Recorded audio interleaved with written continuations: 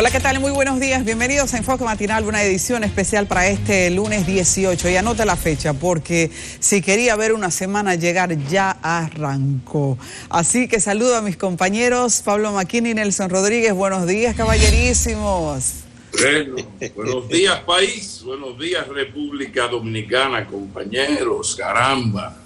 Tanto llamamos al lobo hasta que el lobo llegó. Estamos ya en la covidianidad del término, la palabra del año, en un lunes donde hay muchas cosas que comentar, sobre todo esa covidianidad que ya yo la googleé, Nelson, y aparecen unos 4.590 resultados en unos 0,34 segundos. O sea, eso falta mucho porque crezca.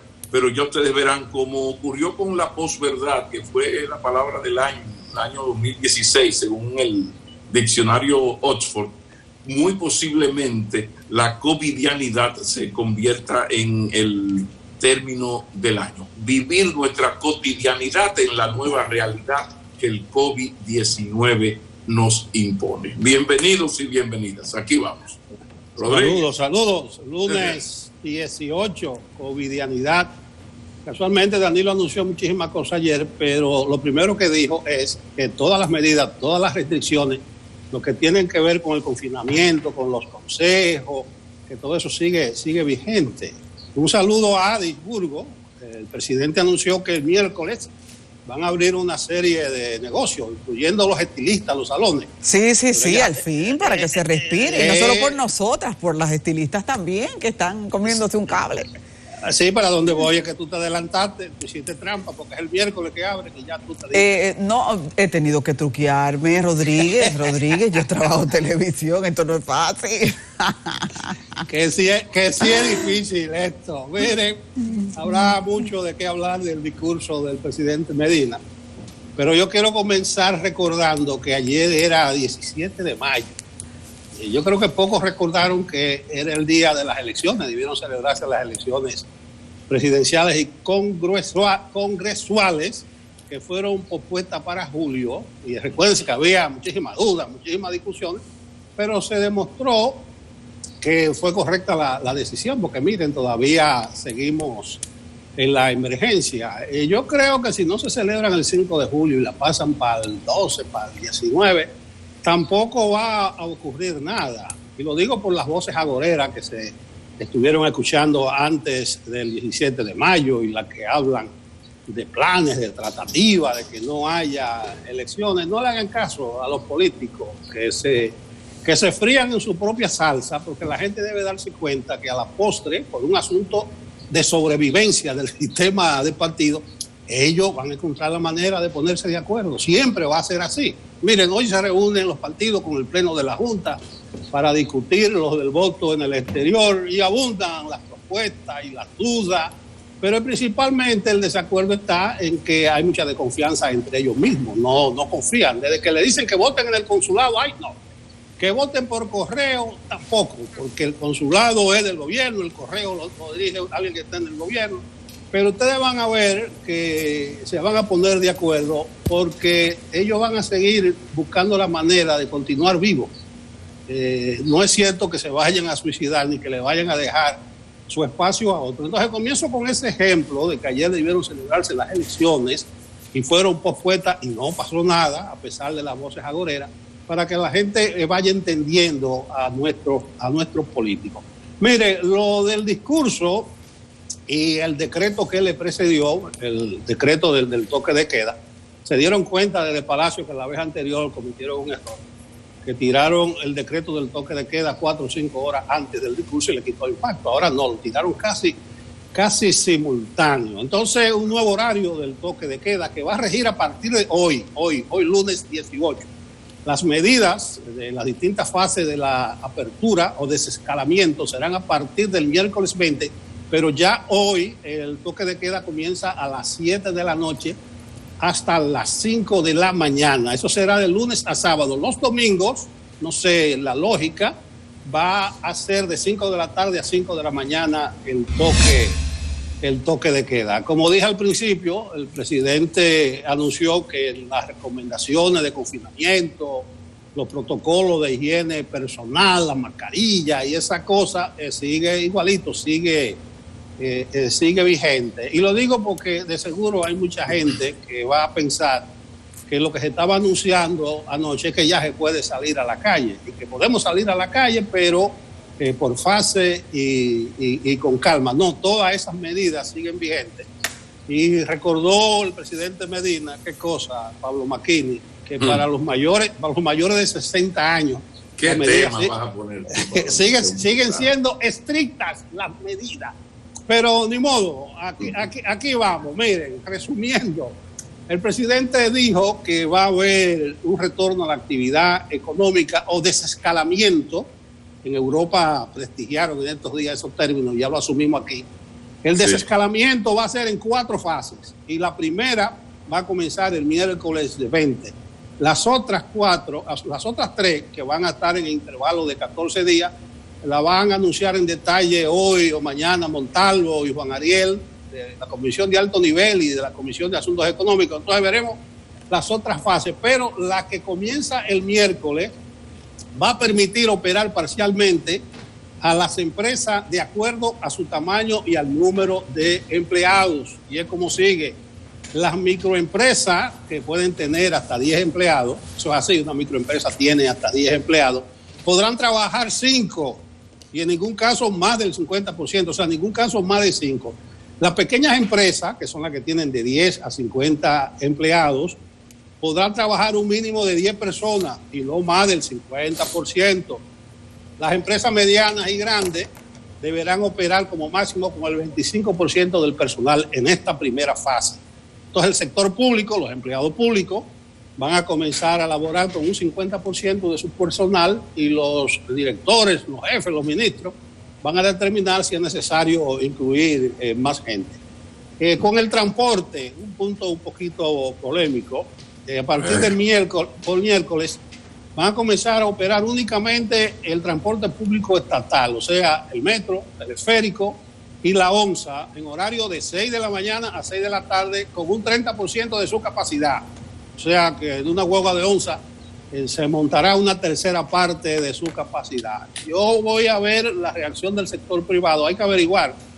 Vamos a ver la posición de nuestro amigo Antonio Marte y su CONATRA, porque los mismos criterios que operan para el sector público también pudieron operar para el sector privado. Pero ni modo, la idea es evitar aglomeraciones y por eso se va a abrir la economía, pero inicialmente va a haber un horario. Esto es importante porque dice el presidente Medina que a las 7 de la mañana van a comenzar a operar los supermercados, la farmacia, el sector construcción, industria y empresa de transformación, donde se incluyen la zona franca. Entonces esas empresas entrarían a las 7, a las 8 los empleados del sector público y a las 9 comercio como ferretería, concesionarios de vehículos, talleres, el sector financiero, bancos, etcétera, tiendas de muebles y electrodomésticos, tiendas de tejidos y confección, o sea, esas son tiendas que fabrican cosas, vestidos, porque hay una confusión, la gente cree que son las plazas comerciales cuando hablan tiendas de tejidos. No, el presidente aclaró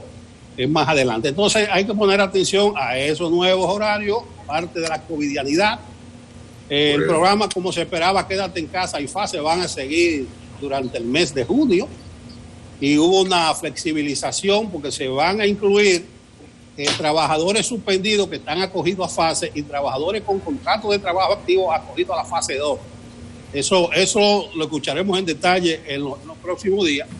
Anunció un programa nuevo que yo no entendí bien, que se llama PATI, para apoyar a los trabajadores independientes y a los que se ganan día a día el sustento, la comida.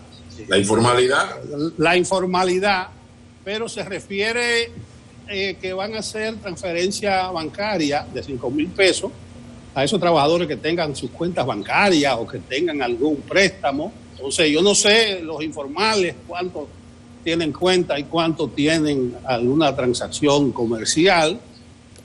Un apoyo también, eso fue una parte importante a las micros y pequeñas empresas a través de un fondo de garantía y financiamiento de 125,000 millones, en el que el gobierno va a poner la mitad y los bancos la otra mitad. Eso de que el gobierno va a ser garantía de la primera mitad, que sea la gente, si no pague esa parte, la del gobierno. Entonces, aterrizando en lo que queda fuera de esas medidas, no van a abrir por el momento las escuelas, o sea, los centros educativos públicos y privados. Los espacios de entretenimiento o recreación, ahí entran los cines, los teatros, gimnasios. No habrá eventos artísticos, ni deportivos, ni culturales. También van a seguir cerrados los aeropuertos y la frontera. Tampoco se van a permitir marchas, mítines y caravanas. Los políticos se sabrán poner de acuerdo de cómo hacen su campaña. Tampoco van a abrir las plazas comerciales. Aquí voy, porque cuando se habla de tiendas de tejido y textiles, hubo una confusión. Las plazas comerciales seguirán cerradas, lo mismo que los juegos de azar. El sector hotelero, el turismo y los hoteleros. Y los restaurantes pueden seguir con los delivery. Hay otras partes del discurso que veré más adelante sobre el combate al coronavirus y sobre las elecciones de julio. Pero vamos a ver si el señor McKinney nos ayuda a poner en contexto toda esta medida, pues yo simplemente las he enumerado.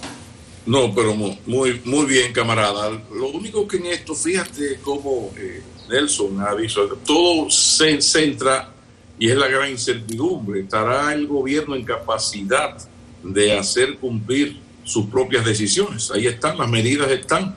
Si quieren, yo hice un resumen de 15, pero casi todas se remiten a la autoridad. Y vamos a ver qué va a pasar, porque ahí están unas medidas de cómo se debe hacer las cosas. Mira, te voy a permitir tal o cual cosa, pero con este protocolo. ¿Qué va a pasar cuando esto se irrespete? Vamos a estar atentos. Pero antes de iniciar los comentarios en sí, yo quería expresar mi lamento por un político español que yo tuve la oportunidad de conocer y que admiré muchísimo, porque era una referencia, más que un asunto de sus ideas, que las tenía muy claras. Fue el secretario general del Partido Comunista Español y luego de lo que se llamó Izquierda Unida. Fue el primer alcalde comunista electo democráticamente en la España de post-Franco. Se llamaba Julio Anguita. Le llamaban el Califa Rojo y era un hombre de un carisma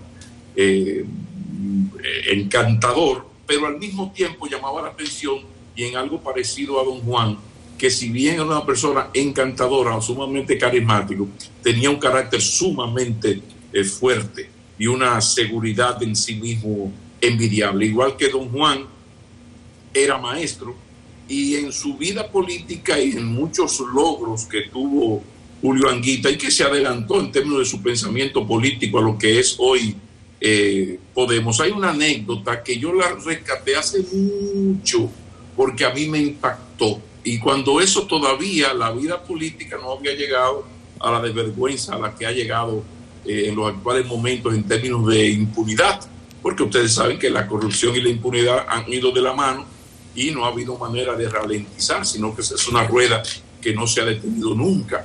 Y no solo aquí, en España tuvimos a Filesa en los 90, y cuando creíamos que lo habíamos visto todo en los gobiernos del PSOE, en aquella época de Juan Guerra y los fondos reservados y Roldán, pues entonces vino el gobierno del PP y eso es historia.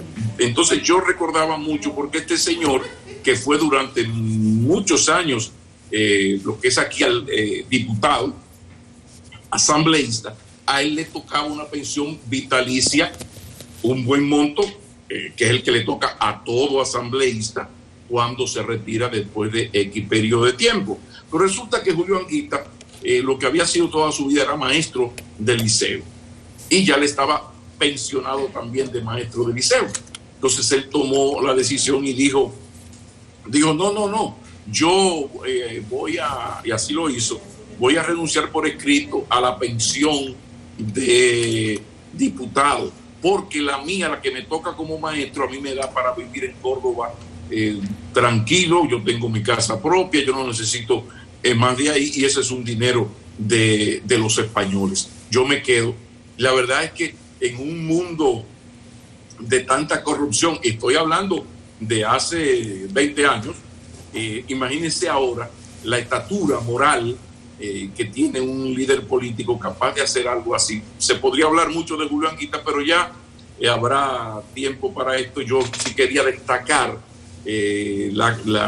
la fortaleza ideológica de este señor, la entrega, su estoicismo, la manera frugal en que vivía y su parecido, no necesariamente en la izquierda, en las posiciones políticas, porque Julio Anguita se mantuvo siempre en la izquierda marxista, mientras que Bosch siempre habló en los últimos 20 años ya del método marxista dentro del PLD en la lucha política. Pero sí quería hacer el reconocimiento a Julio Anguita, porque tuve la oportunidad de conversar con él. Él concedía por lo menos una vez al año una rueda de prensa a la Asociación de Corresponsales de Prensa Extranjera, y la verdad es que era un político especial. Usted podría estar de acuerdo o no con él, pero era un hombre excepcional, que él, si mal no recuerdo, es la única foto que yo tengo como un líder político europeo. Yo le tenía especial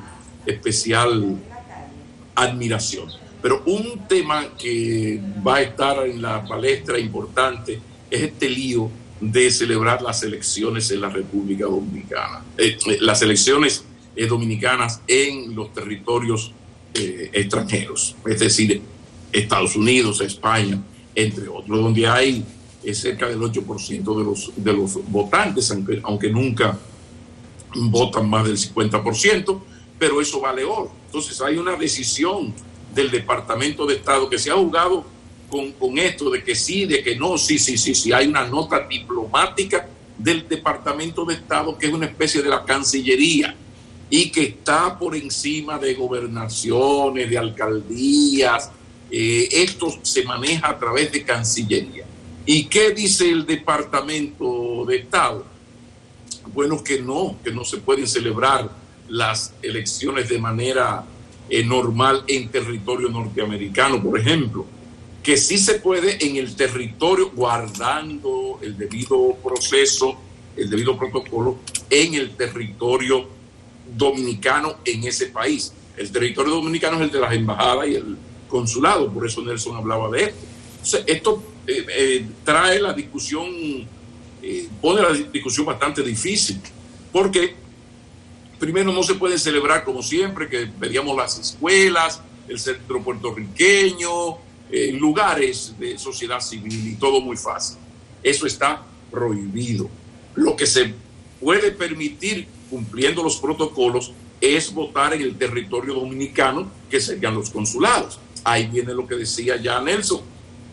La oposición va a aceptar que se haga así, pero hay algo peor todavía. Los vuelos comerciales están cancelados, y esto no es así de que usted dice, sí, vamos a hacer las elecciones, a celebrar las elecciones en el mundo entero. ¿Y de qué manera si no hay vuelos comerciales? ¿Cómo se va? Por eso la conversación de hoy es tan importante y además de importante, preocupante. ¿Por qué? Por lo que también decía el señor Rodríguez, por el nivel de desconfianza que hay entre la clase política. Es que entre los políticos dominicanos, el que pesta pierde, ñea. Decíamos en el campo cibaeño cuando yo era agrónomo. El que pesta pierde, ñea. O sea, usted no hay la mínima confianza. Pero hay un asunto de que hay un derecho constitucional de los dominicanos a votar en su proceso electoral, aún fuera del país. Sí, pero nadie está condenado a lo imposible. Sí, señor Maquines, pero al mismo tiempo me dirá alguien de la oposición, entonces no vamos a votar fuera donde hay un 6, 7, 8% de los que votan y donde nosotros somos tradicionalmente más fuertes. Porque yo explicaba el viernes que siempre el voto al exterior no está dependiendo ni de clientelismo, ni de un puesto, ni de la presión de lo que es el partido gobernante. Eso siempre ha sido así.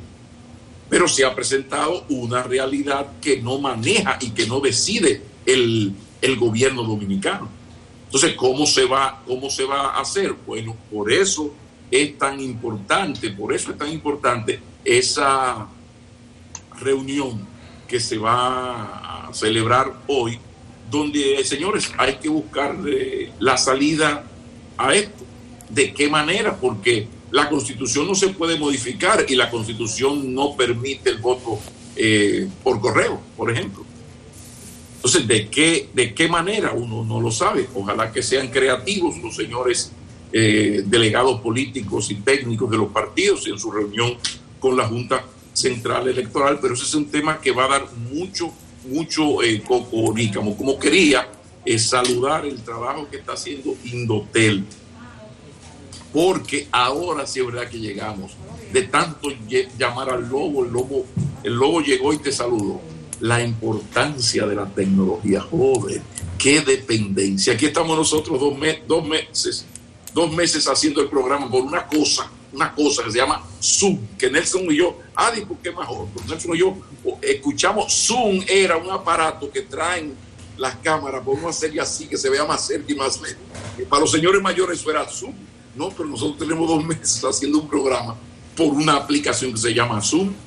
Y ahora todo, lo que era el sueño del teletrabajo, la cotidianidad del COVID, la covidianidad nos lo ha impuesto, y en todo esto ha habido un Indotel que ha estado celoso con las telefónicas y las empresas de telecomunicaciones para que cumplan su trabajo, y ha tomado las decisiones que tenía que tomar y que sigue tomando. Entonces, especialmente, uno no acostumbra a hacer este reconocimiento a las instituciones, pero en el momento que está viviendo el país, en este momento político, tecnológico, social, económico, la importancia de la tecnología es fundamental, y el ente regulador para poner orden y para aplicarle la ley a quien titubee en cumplirla es el Indotel, y el trabajo se está haciendo, y uno quiere saludar que eso se mantenga,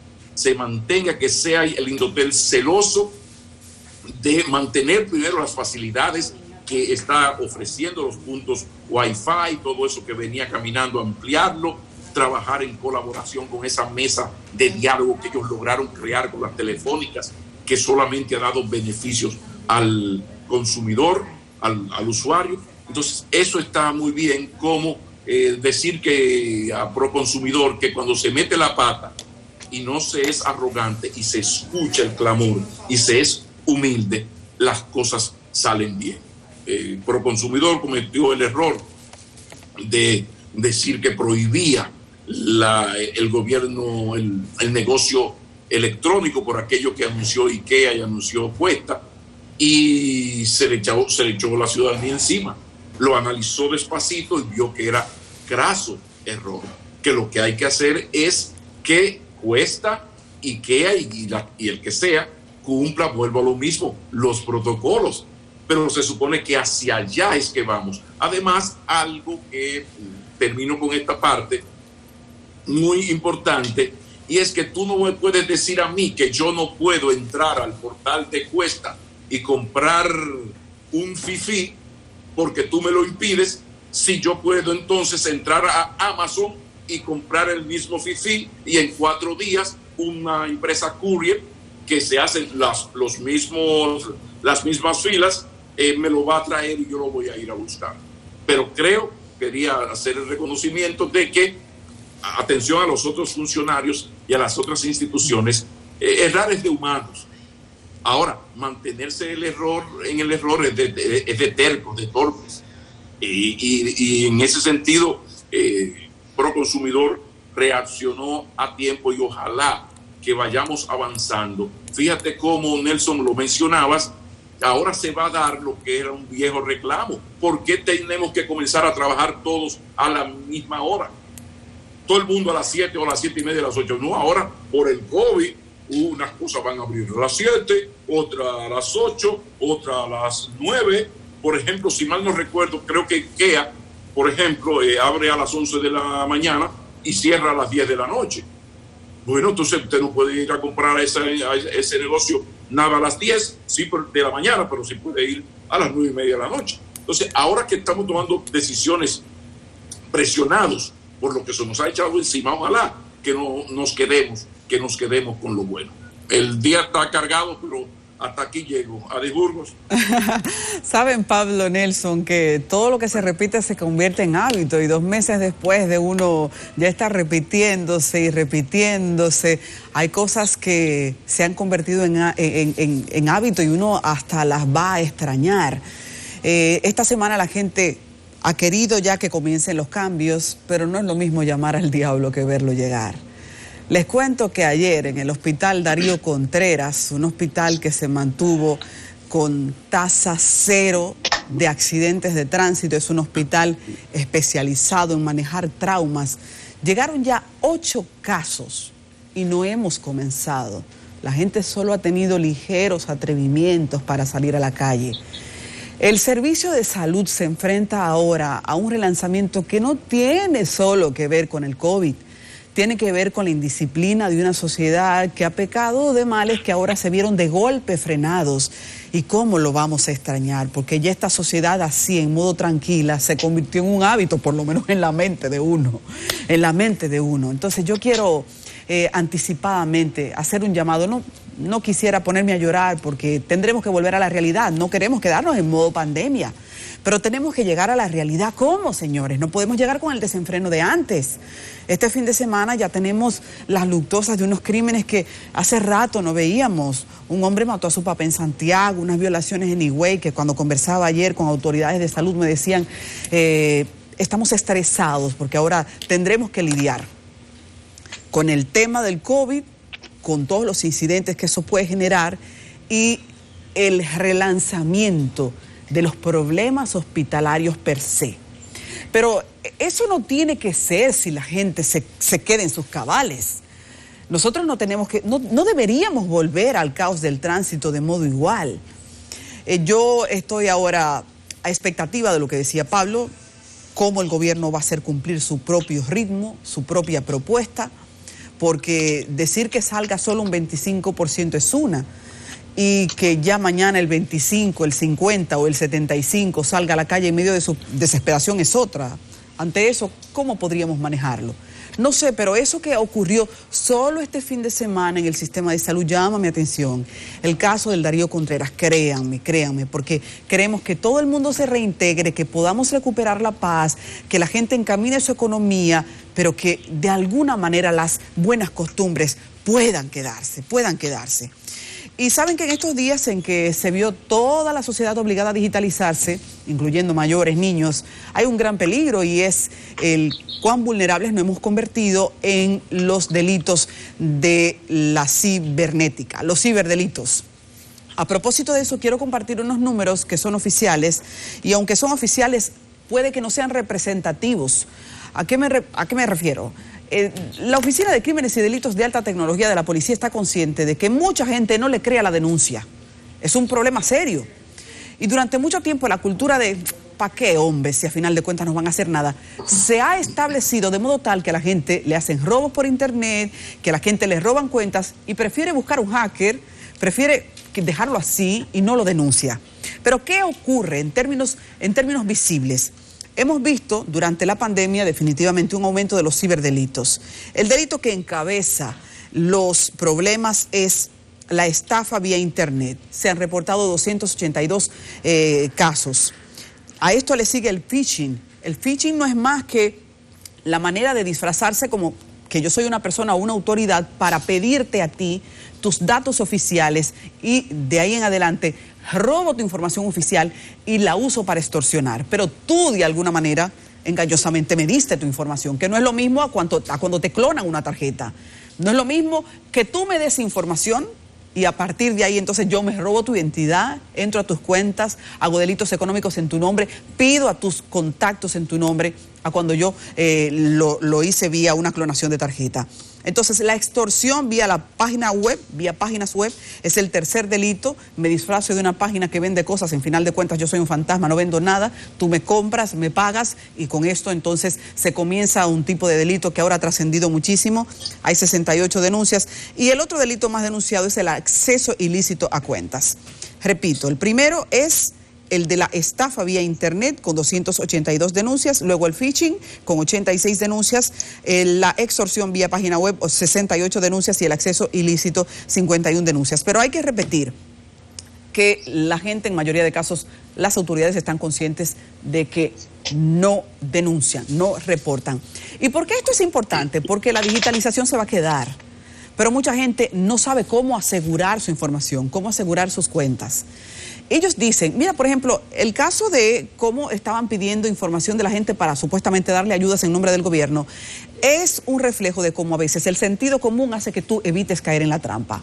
Utilicen el sentido común, no de su contraseña a nadie, no andan las instituciones gubernamentales pidiendo de manera aleatoria o de manera indirecta información personal de la gente. Los bancos no andan dando premios. Si usted nunca ha jugado a la lotería, usted no se va a ganar $2 millones. Entonces, definitivamente, el sentido común tiene que funcionar. Pero como tenemos muchos niños, muchos adolescentes y muchos mayores, gran cantidad de gente es ahora mismo analfabeta digital.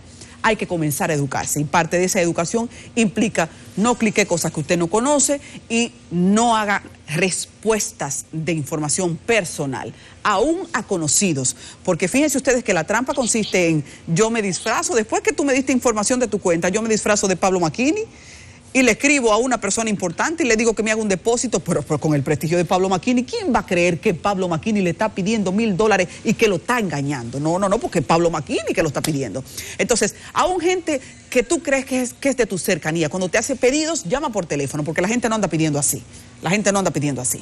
Entonces, el sentido común en estos tiempos en que todo el mundo se digitalizó de manera obligada de un día para otro, esto se va a quedar, pero de alguna manera, como el delito ha sido físico, ahora también es cibernético, es real esto del engaño vías internet, por las vías de internet, y hay que estar atentos, porque las autoridades insisten, tienen la manera de resolver los casos, pero mucha gente no está denunciando porque no confía en los procesos. Entonces yo le recomiendo, denuncie, porque eso ayuda a que se frene el ciberdelito y las autoridades tienen mecanismos para perseguirlo.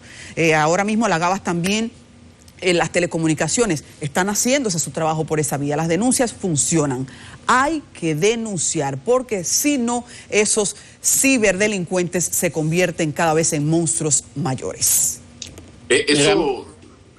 Hay que insistir en esto, porque la policía, y tú lo pudiste confirmar, Adi, tiene unos equipos maravillosos y hace un trabajo en lo que tiene que ver con tecnología. Yo he tenido que ver con 2 o 3 casos familiares y de personas cercanas que he tenido que acudir, y es impresionante lo que puede hacer la policía. Lo que pasa es que una buena parte de la ciudadanía o no lo sabe, extrañamente, o lo sabe pero tiene cierta desconfianza. Precisamente ahora que estamos recluidos en la casa, es un buen momento para hablar esto con la doña, con el señor, con los hijos menos, que son unos tigres en tecnología, eso es lo que ayudan a uno. Pero también a mí me fue muy bien explicando estas cosas a la persona que te asiste en las labores domésticas, porque hay otro truco muy viejo de la llamada. Sí. O sea, entonces ahora que estamos todos en la casa, hago esa sugerencia de que se socialice esta información y de que insistamos en decirle a la gente que sí, que hay un departamento tecnológico en la policía que son unos leones, que incluso el propio director, el director Aldrin, fue uno de los creadores de ese departamento, que es la niña linda de la Policía Nacional. Mire, McKinney, me doy cuenta que nos cayó el tiempo encima. Y diga. Quería desarrollar, pero lo dejaré pendiente, una de las partes del discurso del presidente Medina que yo considero más importante, que fue la garantía que él ofreció para la celebración de elecciones el 5 de julio y el apoyo manifiesto a la Junta Central Electoral. El presidente habló claro, precisamente para contrarrestar estos discursos tremendistas de gente que está vislumbrando tratativa y que él quiere quedarse en el poder. Me despido diciendo ya, que es muy bueno el tema, dejen el tema tranquilo en el estudio. Me despido diciéndole a Adis que es muy importante el asunto este del retorno a la cotidianidad o covidianidad, lo que ella mencionó del Darío Contreras. El viernes pasado, nuestro psiquiatra José Miguel Gómez trató ese tema, o sea, que la gente no quiera irrumpir de manera violenta y salir del confinamiento. Yo tengo un amigo que dice que cuando abran los bares, ese humo no me lo despinta nadie. No, eso es al paso. Los bares se van a quedar para último. Y termino con el informe de la policía de los detenidos, aquí falló la policía. Miren, señores, 999 presos anoche. Debieron buscar uno más para redondear eso, llegar a los 999 detenidos. Alguien que iba pasando por ahí, uno que iba pasando, tranquilo. Dice. Señores, ustedes saben que los comerciantes han anunciado manifestaciones para hoy. Ellos se quieren amotinar, pero nosotros no podemos permitir que esto pase sin tener información a priori. ¿Qué es lo que están pensando los comerciantes? A propósito de que el presidente ya habló, vamos a ver si cambiaron de opinión. Y hemos invitado para el próximo bloque al presidente de la Asociación de Comerciantes, el señor Iván García, que ya está listo para conversar. Así que no se mueva de ahí, que esta conversación está caliente. A propósito de la COVID realidad, vamos a ver cómo amanece el Gran Santo Domingo este lunes y desde La Gómez con 27 está nuestro compañero Rafael Lara. Lara, buenos días.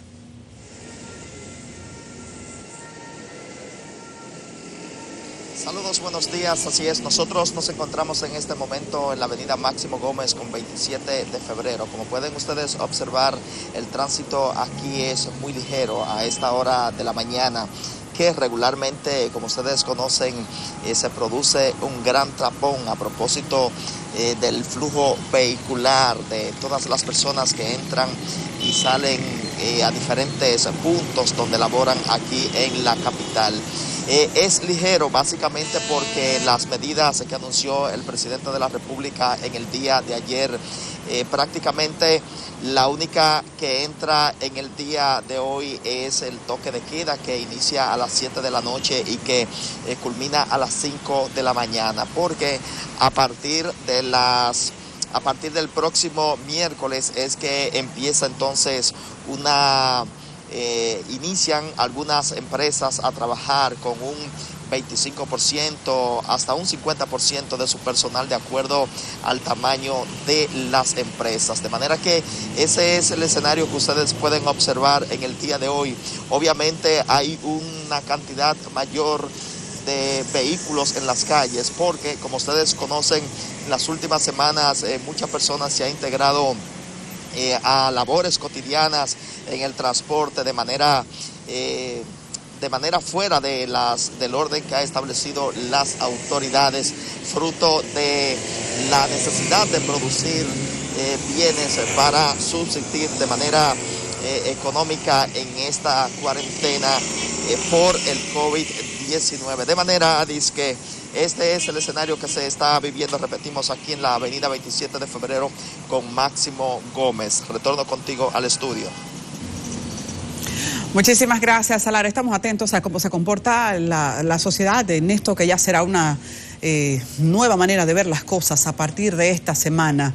Vamos ahora con Nelson y Pablo, ya están listos para este bloque. Adelante, caballerísimos. Sí, anunciaba tú a Iván de la Federación de Comerciantes. Se ha hecho difícil localizarlo. Me imagino que deben estar rebobinando porque ellos tenían una rueda de prensa hoy lunes para anunciar qué es lo que iban a hacer, que estaban de luto. Recuérdense la amenaza de que iban a cerrar, la desobediencia, un error. Pero aquí estamos nosotros. Lo que yo decía del transporte y el hecho de que solamente va a comenzar reducido a un 30% del transporte público, metro, teleférico, ONSA, ya veo que grupos choferiles están convocando por distintas vías ruedas de prensa para hoy.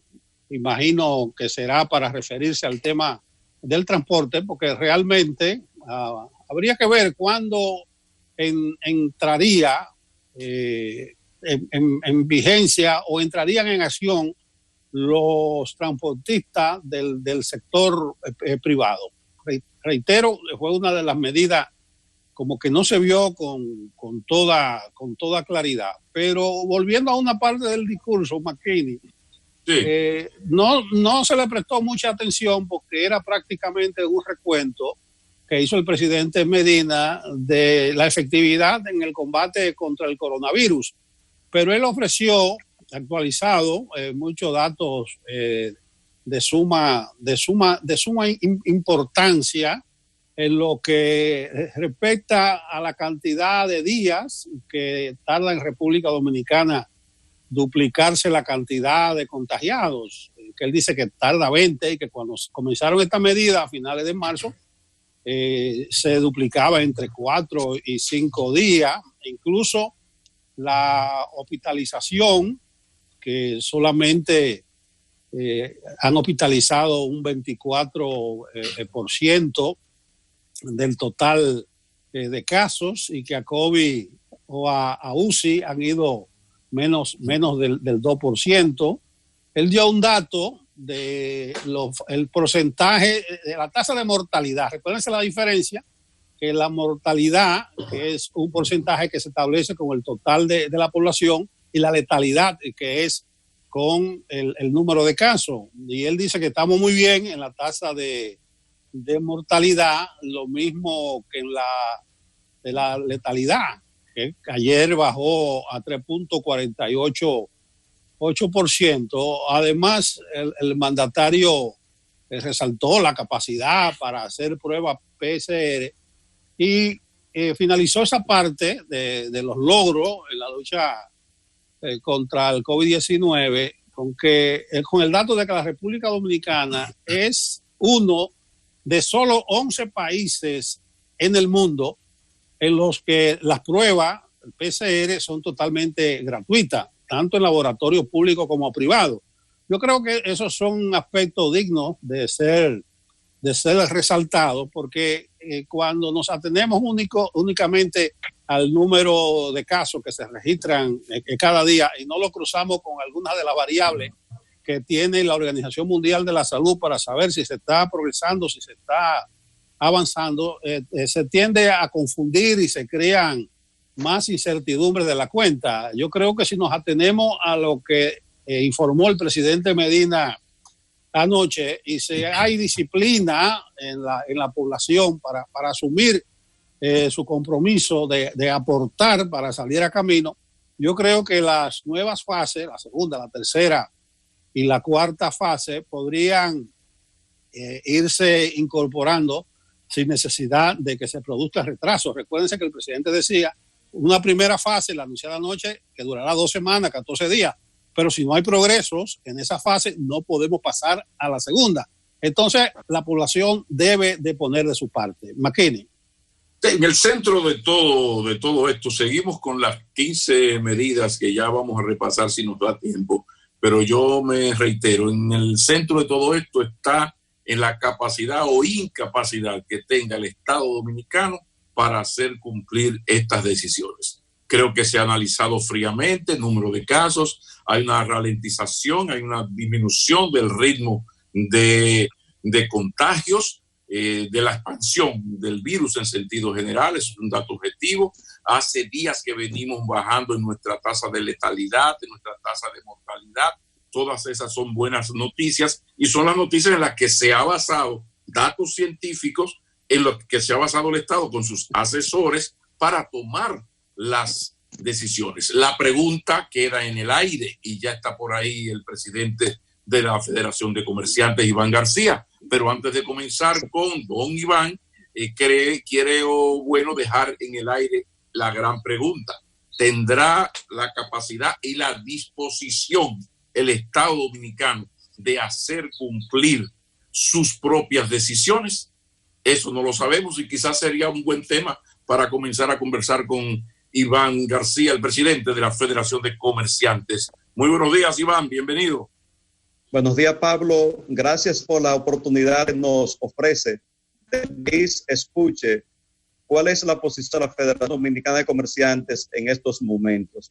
Y entendemos que tenemos una gran responsabilidad porque nosotros, los MIPYMES del país, tenemos que colaborar estrechamente con el gobierno dominicano para continuar con las medidas del distanciamiento social que obviamente se obtienen cuando más actores, como este caso, cuando más puntos comerciales están abiertos para servirle al público y así se evitan las aglomeraciones como han estado ocurriendo hasta el día de hoy. Me gusta más ese presidente de la federación.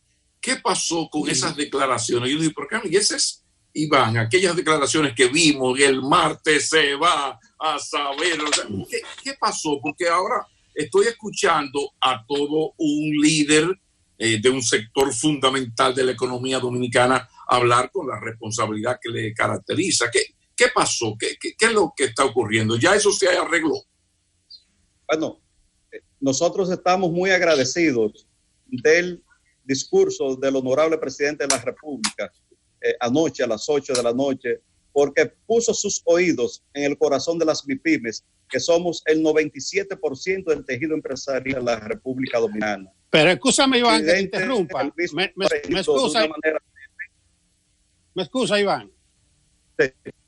Sí, yo creo que ese agradecimiento debe ir acompañado de una reflexión. Parece que no fue muy feliz la amenaza de ustedes de declararse en desobediencia.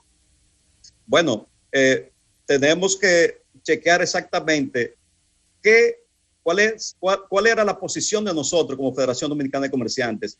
Para hoy a las 8:30 de la mañana, nosotros ya estaba todo el escenario preparado en todos los pueblos del país, en todas las ciudades, en todos los barrios, donde nosotros íbamos a llamar la acción del honorable presidente de la República sobre qué nos estaba pasando a nosotros o qué nos está pasando, porque a partir del miércoles es que vamos a reiniciar las operaciones, para que el presidente pudiera observar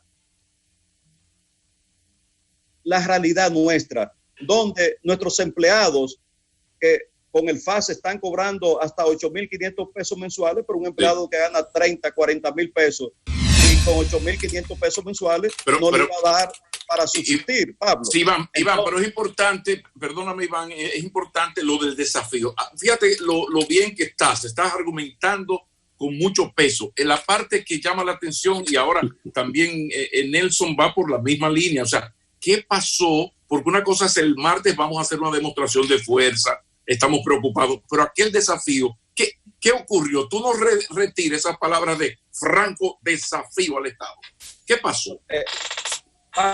Es que realmente nosotros nunca hemos desafiado al Estado. Yo soy el presidente de la Federación Dominicana de Comerciantes, yo soy el vocero de las MIPYMES y del comercio en el país. Entonces, en el medio de una reunión, 200 dirigentes nacionales, todos son presidente, pero así como usted ha llamado y que hemos cerrado pueblos, que hemos cerrado regiones, que hemos cerrado el país con cargo del tema de las impresoras en el año 2014, ¿por qué usted da una autorización para que nosotros abramos?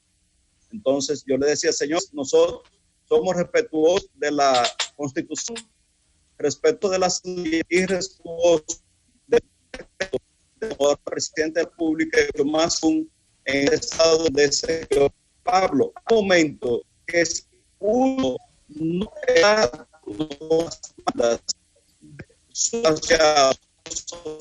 le pasan por encima. Entonces, pero en el de hoy lo que teníamos un llamado de acción, entendíamos que todas las comunicaciones no las estaban entregando al presidente. Y imagínense, hicieron reuniones en el Palacio, pero se reunían con los que están abiertos y con las 10 empresas que hicieron el agosto, en marzo, abril y mayo. Iván. Entonces, nosotros, ven acá, pero entonces no nos están escuchando. Al presidente no le están diciendo cuál es la realidad del sector. Y por esto nosotros estábamos muy contentos en el día de hoy, porque aún haber estado en otro país con telones, con nuestras ropas negras lavadas y planchadas, la voz del presidente, cuando escuchó ese clamor, automáticamente nos ofreció.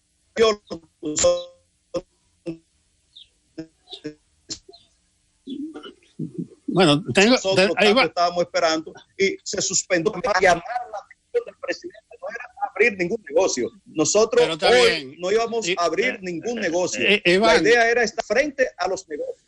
¿Nos permite, Iván? Correcto, Nelson. Sí, tú no quieres retractarte. Tú tienes miles de pequeños comerciantes bajo tu mando, pero ni modo, en una situación de emergencia nacional debieron pensarlo mejor, pero ese capítulo quedó ahí y reitero, no fue de lo más feliz. Por suerte pasó lo que pasó. Entonces vamos a ver, el miércoles se va a abrir con una nueva modalidad, cantidad de personas, tipo de negocio. Ustedes ya tienen un protocolo. Correcto. Nosotros realizamos un protocolo de 10 puntos, porque hay muchos científicos que quieren hacer un protocolo de 62 páginas, cuando hay negocios que tienen solamente de área de servicio al cliente 10, 20, 30, 40 y 50 metros cuadrados. Inclusive, el mismo mensaje del presidente sobre el distanciamiento dentro de las empresas fue el mismo planteamiento que nosotros enviamos al Palacio Nacional, que si una empresa tiene 20 empleados, que vayan 10 un día y 10 al otro día, para que también exista el distanciamiento social dentro de nuestros colaboradores. Y lo normal, usar mascarillas, tener alcohol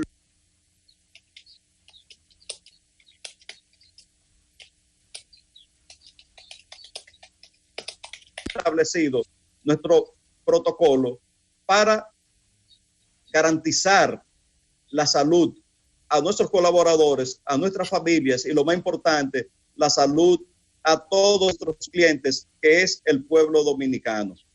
Sí, pero hay un tema, y ya ocurrió, Iván, con lo de las impresoras, y es que a veces se percibe como que ese poder que tiene no la MIPYME en general, sino la Federación de Comerciantes en especial. En otro lado también está lo de las bancas de apuestas, de que el gobierno va por un lado y a veces ustedes van por otro, no de la mejor manera. En este caso, por eso yo sentí que fue un desliz que noto que ahora se ha recogido, porque el inicio tuyo no pudo ser más feliz y más correcto en esta conversación. Ahora viene un problema.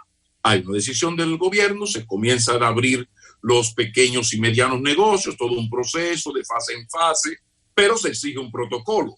¿Qué va a pasar si en la práctica, en el ejercicio de ese protocolo, en la aplicación de ese protocolo, algún negocio detallista, como ha ocurrido en otros temas, no escucha? ¿Ustedes estarían de acuerdo en que se aplique la ley o habrá ese sentido corporativista erróneo que le da a veces a las asociaciones, de que el mío un poco a veces le pasa al comité, al colegio médico, que un médico comete un error y en vez de entender que son humanos y comete un error y debe pagar, dice no, a los médicos tú no me le pones la mano?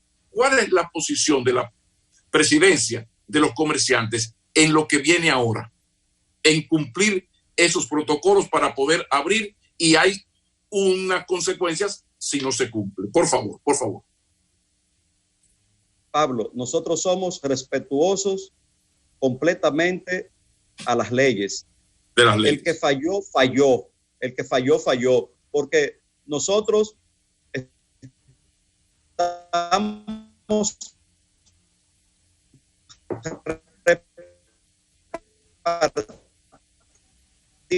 ya compartimos el protocolo.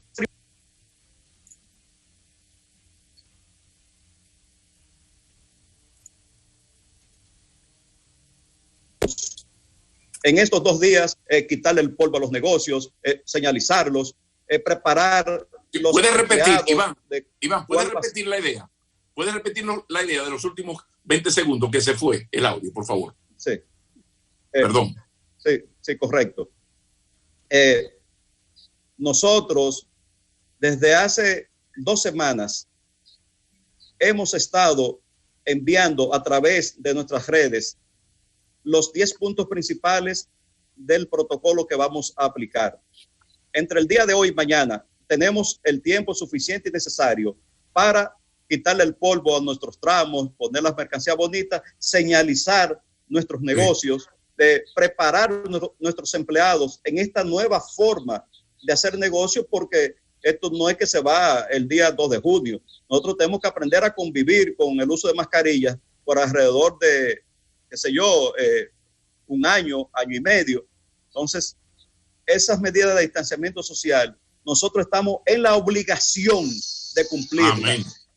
Y aquel que no la cumpla, que sufra los rigores de la ley, porque nosotros no podemos, bajo ninguna circunstancia, apoyar a ningún empresario comercial que esté fuera de la ley, porque nosotros estamos para cumplir la ley. Entonces, el gobierno puede...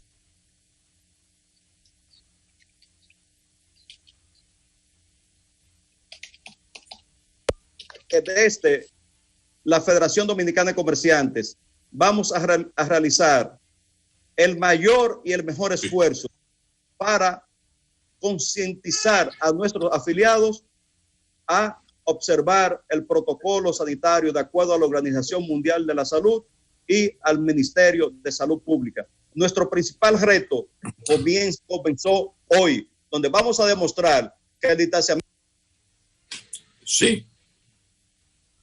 Iván. Los pequeños y medianos empresarios actuamos directamente. Muchas gracias, Iván. Tenemos que cortar porque la verdad que te estamos oyendo de a pedacito, pero la idea central la has comunicado y muy bien. Esa es la mejor federación que uno quiere ver y esa es la posición que uno quisiera escuchar siempre de ustedes. Usted sabe que CDN es noticias 24/7, así que no se vaya muy lejos porque con CDN aquí no hay vacaciones. Entonces, noticias 24/7. Manténganos informados para nosotros informar al país. Sé que hoy va a ser un día importante, pero creo que esta es la expresión que uno esperaba de la Federación de los Comerciantes. Defender sus intereses, pero dentro de cierta racionalidad y de absoluto respeto a las leyes. Le felicitamos.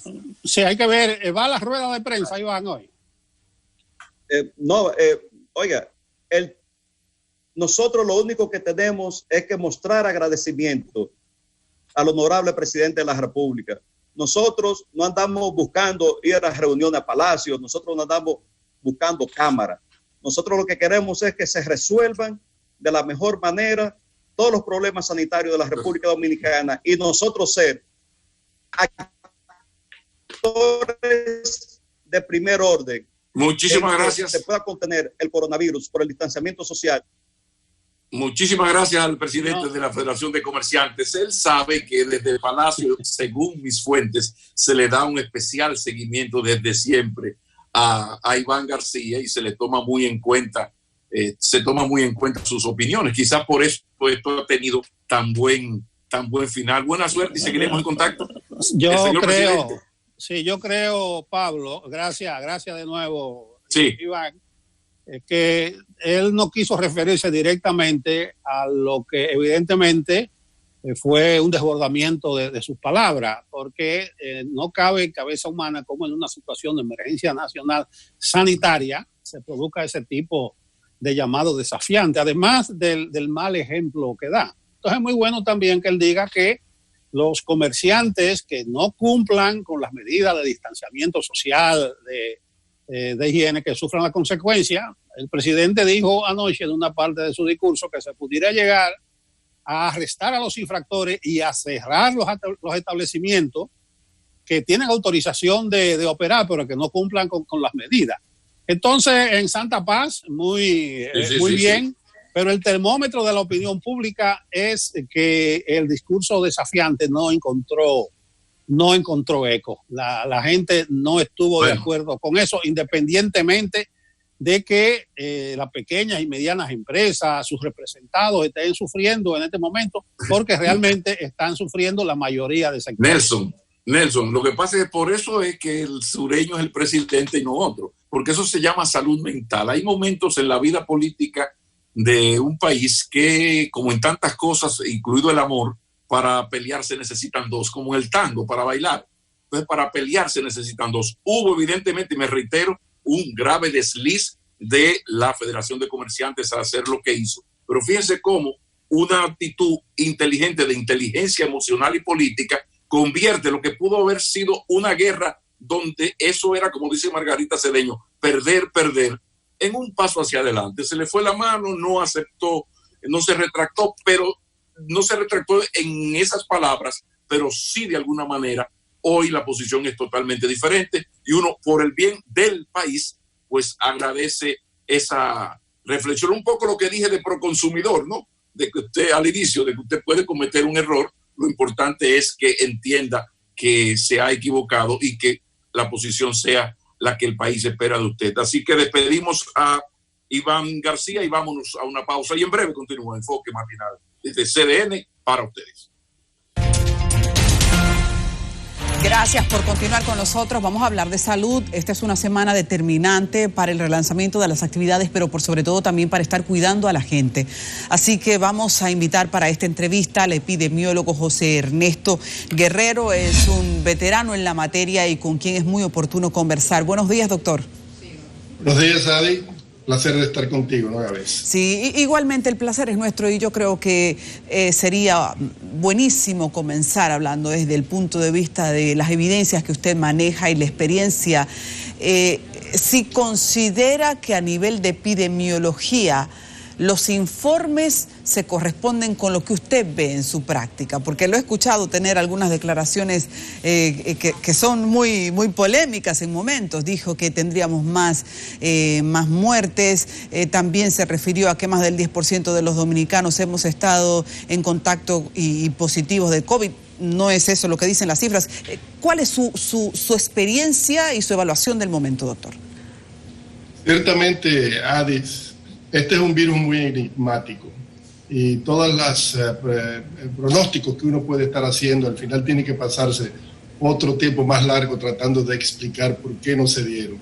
De veras que yo en mis proyecciones y todo lo que conocíamos pensamos que para esta fecha íbamos a tener una cantidad muy superior de muertes por coronavirus. Yo había estimado no menos de 3.000 como muertes. Sin embargo, los entierros masivos no lo hemos visto, tampoco las camas en los establecimientos hospitalarios se han desbordado, y yo creo que ahora hay que determinar cuáles han sido realmente esos factores que han evitado que esa catástrofe pues, que habíamos pronosticado inicialmente se diera. Yo creo que el principal ha sido pues, las medidas tomadas por el pueblo dominicano, aunque no han sido totalmente acatadas, no en todos los lugares de igual manera, pero sí el distanciamiento social, el uso de mascarillas, el lavado frecuente de las manos, algo tuvo que ver con este pronóstico del virus que hemos tenido en este momento. Sin embargo, estos pronósticos están pendientes ahí. Digo, están pendientes porque todavía no conocemos con exactitud cuál es el nivel de cobertura de inmunidad que tiene en la población. Es decir, cuántos todavía de los dominicanos se han infectado o se han contagiado con el virus para disponer de anticuerpos. Hay algunas encuestas que van por ahí sueltas que te dicen que por ejemplo, un 3% de las personas que están en las cárceles tienen anticuerpos. Otros te dicen que en la zona franca de Santiago todavía menos de un 1% de las personas tienen anticuerpos. Y esto representa pues un riesgo de que podamos tener una segunda oleada, porque la primera la pasamos y no la sentimos, pero tengamos una segunda oleada donde haya entonces un rebote y pueda haber un mayor número de casos y que se vaya a cumplir entonces este pronóstico. Definitivamente los dominicanos hemos trabajado bien. Trabajamos para aplanar la curva de fallecimientos. Y no ha sucedido esta cantidad de fallecidos, tenemos la curva aplanada, pero lamentablemente las cosas no terminan acá. Esto parece ser que va a ser largo y no se puede bajar de ninguna manera la guardia.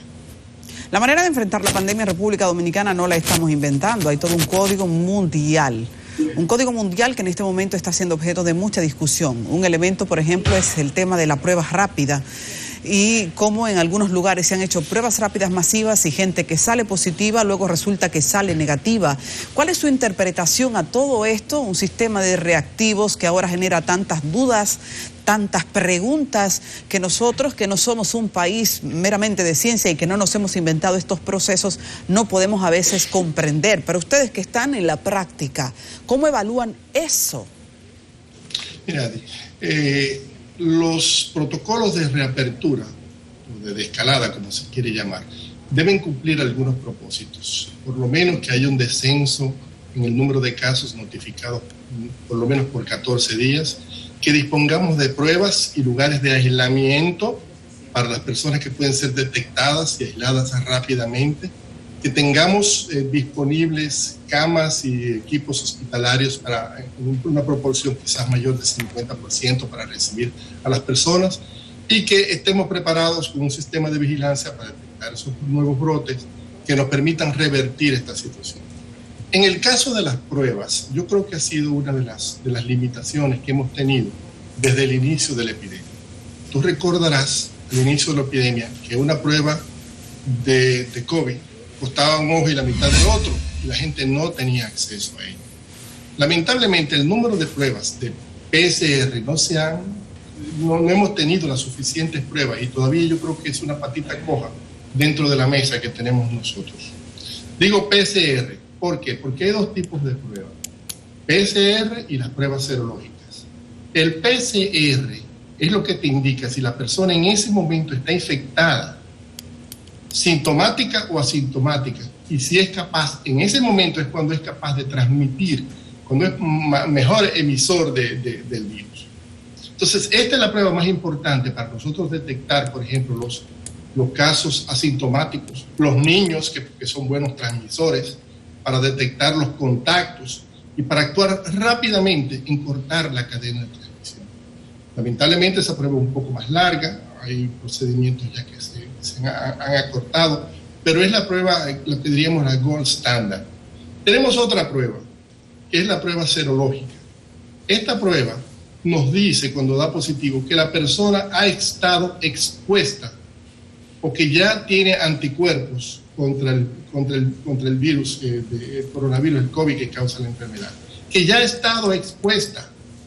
Es decir, no nos permite detectar si la persona está en fase asintomática o no asintomática.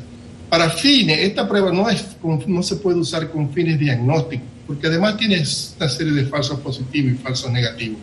Pero para nosotros los epidemiólogos es de suma utilidad, porque nos permite ver las tendencias de la enfermedad, cómo vamos respecto a la enfermedad, y nos permite ver el nivel de cobertura que tenemos en la población.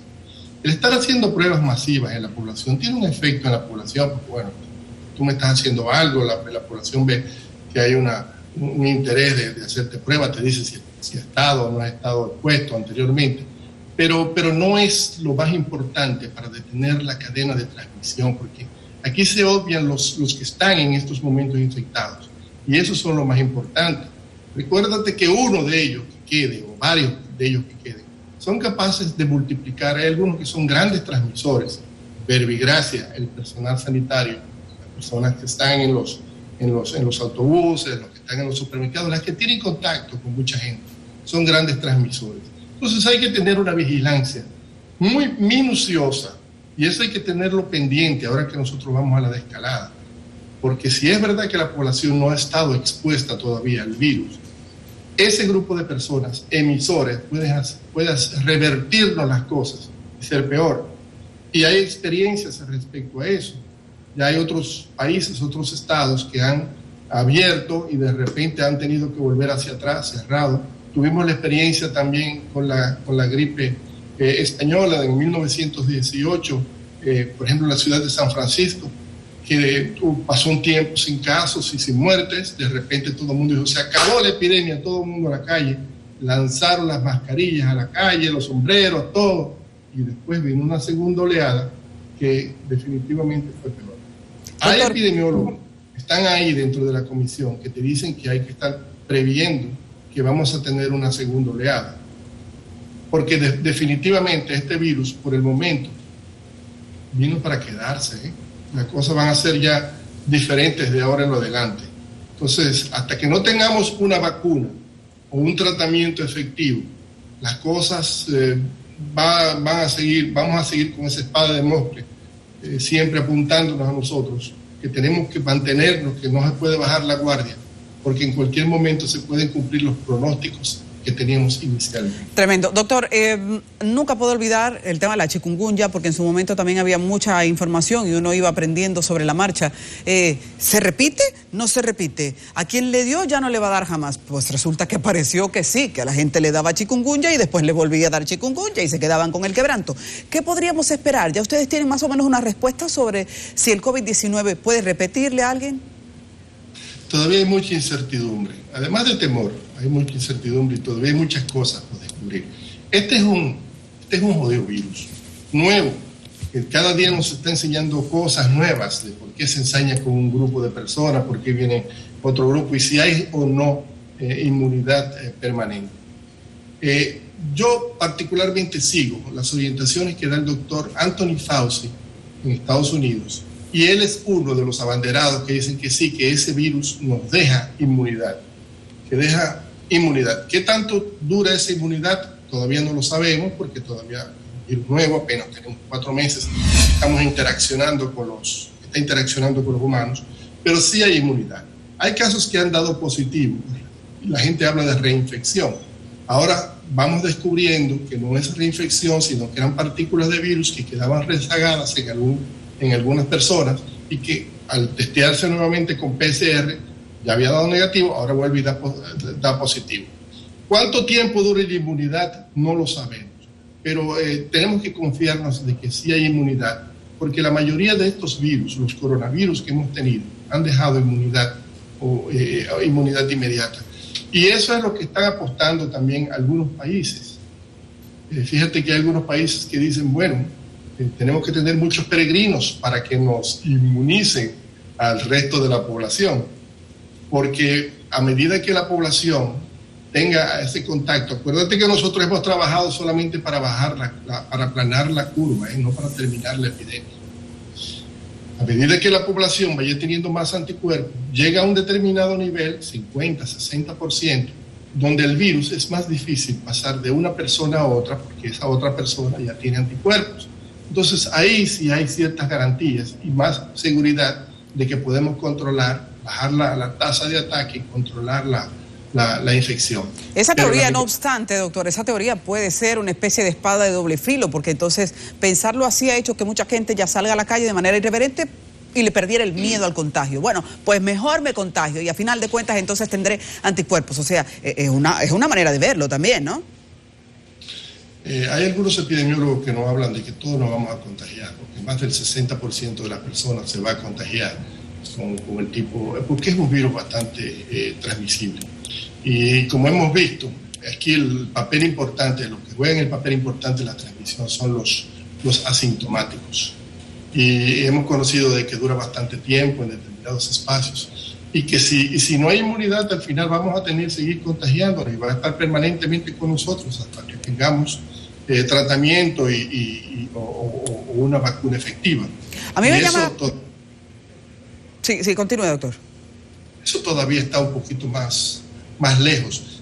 Vamos a confiar de que sí deje inmunidad, No sabemos por cuánto tiempo, pero definitivamente hay una respuesta, porque tú lo ves. Cuando tú haces pruebas, esas pruebas rápidas, con cada una persona que te da positiva, quiere decir que tiene anticuerpos contra ese virus. Y eso en alguna manera lo protege, dependiendo de las titulaciones que tenga también en esa prueba de anticuerpos. Pero a eso es lo que tenemos que apostar y a eso es lo que tenemos que conocer. Son casos muy curiosos, como te dije. Todavía estamos aprendiendo de este virus, pero es una de las estrategias a las que han apostado algunas personas. No es que tú te vas a infectar, definitivamente vas a salir a infectarte, pero a mí me preocupa, por ejemplo, ¿cuál será mi primer contacto con este virus? Yo tengo más de 65 años y ya vimos que las tasas de letalidad son mucho más elevadas. 1 de cada 7 por lo menos fallecen de los que están sobre esas edades. Entonces a mí me preocupa cuál va a ser mi contacto con este virus todavía. Yo espero que al momento de yo alguna vez estar en contacto con él o decidirme a abrir un poco más los espacios, por lo menos haya un 50 o más del 60% de las personas que ya tengan anticuerpos. Es un mínimo de garantía. Yo, antes de enviar a mis nietos a la escuela, me gustaría saber cuántos niños hay infectados, cuántos tienen anticuerpos, cuántos están por venir, porque son medidas de riesgo que tienes que tener, y lo mejor es tomar decisiones informadas al respecto. Estamos hablando de que esos anticuerpos se crean cuando la persona entra en contacto con el virus. Y de alguna manera, ¿eso hace que el virus pierda fuerza? No hace que el virus pierda fuerza. Hasta el momento, el virus yo creo que ha mantenido la misma letalidad. hay algunas variaciones que ha hecho el virus, pero no son significativas. El virus afecta a una gran parte de personas que van a ser asintomáticas o otros que van a tener síntomas muy leves. Y solamente quizás un 10% de ellos, menos quizás, va a tener consecuencias graves y va a necesitar hospitalización. Y de eso, 1, 2, 3% quizás entonces son los que están falleciendo del total de contagiados. Pero no es que el virus se hace más o menos letal. Hay muchas cosas que dependen para que este virus se ensañe con una persona o se ensañe con un país y respete a otro. Yo creo que en alguna manera nosotros hemos sido protegidos. Estoy de acuerdo. De alguna forma, porque hemos hablado de que hay lo que nosotros entendíamos que podían hacer algunas barreras. Por ejemplo, decíamos el clima. Oye, pero es que si es en Italia es en la parte norte, si es en Estados Unidos es en la parte norte, pero con el clima ya no podemos fiarnos. ¿Por qué? Porque estamos viendo lo que sucede en Brasil. No, que es la gente rica. Oye, mira, en Brasil son la gente pobre. Y aquí la gente de clase baja ha estado cumpliendo la cuarentena muy, muy laxamente. Sin embargo, las muertes y los contagios no han sido tan graves como sucedía en clase media o clase alta. Sin embargo, el clima hay que empezar a descartarlo. Miremos otra cosa, las edades. Eso sí es importante. Esa gente en Europa, Estados Unidos, tenían una población de viejos, de grupos etarios, quizás mucho más, un porcentaje mucho más elevado que el nuestro. Nosotros hablamos de que alrededor de un 10% de la población dominicana tiene más de 60 años. Somos una población joven y eso nos protege. Son los viejos los que están muriendo. Otra cosa más que influye, las costumbres. ¿Por qué en Asia algunos países han sido atacados, otros no? ¿Por qué Vietnam? ¿Por qué Camboya, Laos? Todos esos grupos del sur de Asia pasaron y el virus no se ensañó con ellos. Bueno, ¿qué diríamos? Quizás también costumbres que hay entre la gente. En esos países asiáticos la gente mantiene más distancia entre unos y otros, no se saludan con besos como nos saludamos entre nosotros, respetan más las normas, quizás cuando el gobierno les dice que tomar esto lo otro. Bueno, y la cuarta quizás es la medida que tomemos nosotros. ¿Qué tan rápido iniciemos una cuarentena? ¿Qué tanto porcentaje de la población cumpla con las medidas de distanciamiento social, de usar mascarilla, de lavarse las manos? Porque hemos olvidado otra vez que este es un virus, que lavarse frecuentemente las manos es una de las garantías para evitar la infección. Entonces, este virus, todo lo que yo te estoy diciendo ahora, tiene sus excepciones en personas y en otros países. Todavía no sabemos cómo es. El virus yo creo que está aprendiendo por sí mismo su interacción con nosotros. Digamos que es un baby virus, está aprendiendo. Estamos aprendiendo. Por favor, que no se vuelva adolescente, que no se vuelva adulto, porque así como baby virus ha sido lo que ha sido. Doctor, tengo muchísimas preguntas más, pero el tiempo se ha acabado. Agradeciendo a usted, y yo creo que hay que terminar diciendo que hemos sido un país bendecido, porque en el peor momento no se cumplieron los pronósticos más fatales. Ojalá que entonces ahora todos cooperemos en el proceso de reintegración para que no haya lamentos, que no haya retrocesos, Me quedé con muchas preguntas. Ay, qué mal. Pero le invitaremos de nuevo. A tus órdenes, cuando tú quieras, aquí estamos.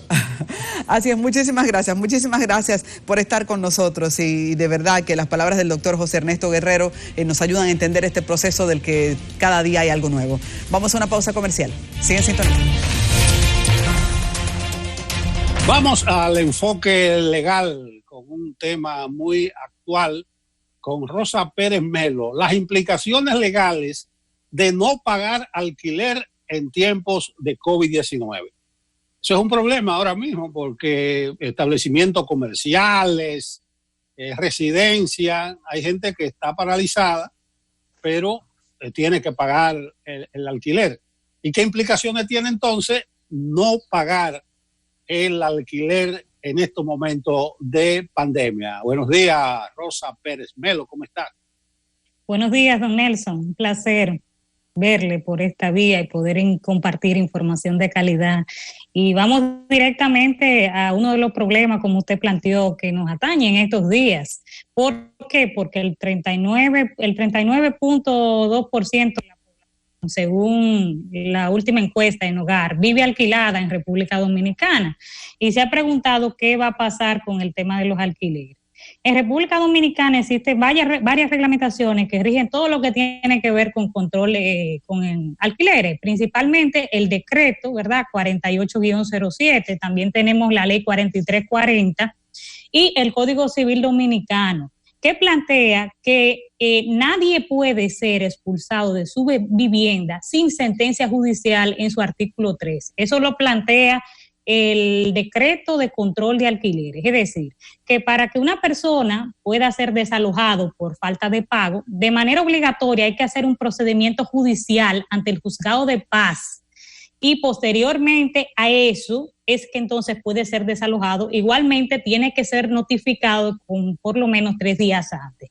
En tiempos de COVID-19 es importante resaltar que el artículo 1148 del Código Civil plantea que no, en caso de fuerza mayor, que es la situación que estamos viviendo, si estamos viviendo una situación de crisis, una situación que escapa a nuestras manos, y plantea el Código Civil Dominicano que en caso de fuerza mayor, la persona que incumpla un contrato no se le puede demandar por daños y perjuicios. Es decir, que por falta de pago en un momento determinado por los alquileres, a usted no le pueden demandar por daños y perjuicios. ¿Qué se ha buscado? ¿Cuáles son las soluciones que se están planteando? Porque se prevé que posteriormente a que pase, ya hemos visto ciertas medidas de flexibilización que serán a partir del 20 de mayo, se prevé que habrán demandas en desalojo, se prevé una serie de demandas también a nivel laboral. Entonces, una de las medidas a nivel de derecho comparado que se está buscando es la aplicación de la cláusula jurídica, una cláusula que se utiliza muchísimo en derecho rebus sis stantibus. Esa cláusula lo que indica que es posible, en caso de fuerza mayor, en situaciones como la que estamos viviendo, flexibilizar el contrato, modificarlo y hasta extinguirlo. Es decir, esa es la cláusula que están utilizando tanto en los españoles, el derecho español, y la que se pretende aplicar también en República Dominicana. ¿De qué? De flexibilizar. Ya hay muchos propietarios que desde ya han tomado medidas positivas, que han dicho, no, espérate, yo sé que hay una situación, tú no estás trabajando, los contratos de trabajo están suspendidos y por lo tanto han decidido prorrogar los pagos o si no, exonerarle uno de los pagos. Entonces, lo que se prevé es que en los tribunales de la República también se utilice esta cláusula que flexibiliza, que modifica el contrato por causa de fuerza mayor. Escúchame, un momento. Mientras dure la causa de fuerza mayor, es que existe esa determinada flexibilidad. Ahora, yo te pregunto, ¿después de cuánto tiempo, 2 meses de retraso, 3 meses, el propietario puede recurrir a las instancias para el desalojo? Eso va a depender mucho también del contrato, porque hay contratos suscritos que plantean que inmediatamente hay falta de pago, tú puedes demandar en desalojo por falta de pago inmediatamente. Ahora bien, también la ley prevé que en caso de que no haya un contrato debidamente escrito, como hay muchos contratos verbales, pues usted tiene que darle al inquilino por lo menos 3 meses, notificarle para que la persona pueda reorganizarse. Ahora bien, inmediatamente cesa la causa de fuerza mayor, ya el contrato sigue vigente. Lo que estamos es apelando a una cláusula jurídica, a una flexibilización, a una concientización, tanto por parte del inquilino como por parte principalmente del propietario, de que por una causa de fuerza mayor la persona no ha podido pagarle. Escúchame. Entonces, ahí mismo, ¿funciona eso todavía de que si el inquilino o el propietario, no quiere recibir el dinero, tú lo depositas en el Banco Agrícola? ¿Eso funciona así? Sí, claro que sí. Eso es uno de los procedimientos obligatorios que hay que tomar en cuenta. A la hora de que un propietario quiera ejercer el desalojo, tuvo que haber depositado de manera obligatoria en el Banco Agrícola esos depósitos. La ley establece que si tú vas a hacer un contrato de alquiler por 1 año, corresponde un depósito. En caso de que el contrato sea por 2 años, 2 depósitos, y 3 años, 3 depósitos. En caso de que no se haya depositado, es decir, los depósitos en el Banco Agrícola, no se podrá bajo ningún concepto efectuar el desalojo. Eso es importante que lo establezcamos. Hay otro punto importantísimo que quiero, comentarles, porque es una solución también, que es lo que plantea la ley 4314, que habla directamente del patrimonio, de los conceptos de valoración del inquilinato. Y lo que plantea en su artículo 3, que en caso de que por una fuerza mayor como la que estamos viviendo, o una situación, una circunstancia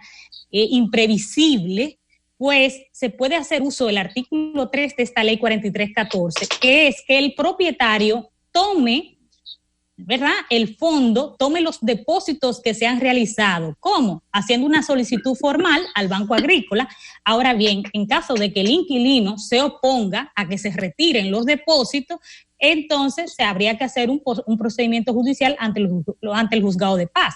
Ahora bien, esto es una solución porque, señor, hay que también ser solidarios y entender que hay propietarios que viven solamente de las rentas. Si hay personas, especialmente personas mayores que se han retirado, que hicieron un patrimonio y todo está invertido en viviendas y alquileres de locales, ahora están viviendo una crisis porque la mayoría de sus inquilinos no le pagan. Entonces, una solución sería aplicar y que ese dinero de los depósitos, que mayormente en la República Dominicana no se cumple porque tienen por costumbre los 3 depósitos, pero si usted hace un contrato por un año, solamente le correspondería un solo depósito. Entonces, una solución para ese propietario que está desesperado, que no tiene los recursos suficientes ahora mismo, es hablar con el inquilino y decirle, mira, yo voy a tomar el dinero de los depósitos, voy a hacer el procedimiento correspondiente al Banco Agrícola para poder sostenerme durante este tiempo de crisis. Ahora, si el inquilino no está de acuerdo, habría que esperar entonces a que pase el procedimiento, es decir, que pase esta situación de crisis del COVID-19 para poder proceder. Pero lo que se recomienda ante este estado de emergencia, ante esta situación difícil, ¿verdad?, que estamos pasando todos, es que se flexibilicen y se modifiquen las condiciones de los contratos. Eso es muy importante. Y ahí te interrumpo porque tenemos que terminar. Y parece que tiene que imponerse el sentido común, la flexibilidad en los escenarios que tú planteas. Uno, el propietario que sabe que el inquilino no está produciendo. Dos, el propietario que vive solo de esa renta, o sea que es la única entrada. Y tres, algunas medidas que se pueda apelar al depósito durante 2 meses, durante 3 meses y que se reformulen en los contratos. Pero bien, ese es un escenario muy actual, las implicaciones legales de no pagar el alquiler en tiempo de COVID. Muchas gracias, Rosa Pérez Melo. Siempre a su orden y seguimos compartiendo información de calidad y apelando siempre a la solidaridad. Y para cualquier información, ustedes saben que pueden también escribirme si quieren ampliación de los conceptos legales que hemos planteado la mañana de hoy a través de las redes sociales en @Rosa Pérez Melo, @Rosa Pérez Melo. Bueno, Pérez Melo, nosotros nos vemos por aquí el lunes en Enfoque Legal. Si Dios quiere y lo permite. Un abrazo virtual, don Nelson. Muy bien, recíproco. Y terminamos nosotros en este momento con Enfoque Matinal. La invitación para que nos acompañen mañana. Muchas gracias.